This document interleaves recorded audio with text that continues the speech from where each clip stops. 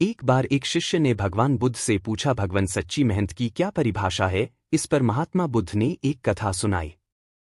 एक नगर में एक मेहनती और ईमानदार किसान रहता था और किसी के आगे हाथ नहीं फैलता था। जब फसल बोने का समय आया तो उसने अपने बैलों को लेकर खेत को जोतने के लिए गया, लेकिन उसका एक बैल मर गया। तो उसने सोचा कि फसल को बोना जरूरी है, इसलिए उसने एक तरफ एक बैल को और दूसरी तरफ अपनी पत्नी को लेकर खेत को जोतने लगा। उसी समय वहां का राजा निकला तो उसने किसान से कहा कि कोई अपनी पत्नी को जुए में लगाकर खेत को जोतता है। इस पर किसान ने बताया कि मेरा एक बैल मर गया है और फसल को बोने का समय हो गया है, तो मैं क्या करता? तब राजा ने कहा कि मेरा एक बैल ले आओ और अपना खेत जोत लो। इस पर किसान ने कहा कि देर हो जाएगी। तब राजा ने कहा कि अपनी पत्नी को बैल लेने भेज दो और मैं तुम्हारी पत्नी की जगह जुए में लगकर तुम्हारी मदद करता हूं। और फिर उसकी पत्नी बैल लेकर आई और किसान ने खेत की जुताई कर फसल बो दी। कुछ समय बाद जब फसल उगी तो किसान को अचंभा हुआ कि सारे खेत में तो फसल थी, परंतु जहां जहां राजा ने हल चलाया था और राजा का पसीना गिरा था वहां वहां मोती उगे थे।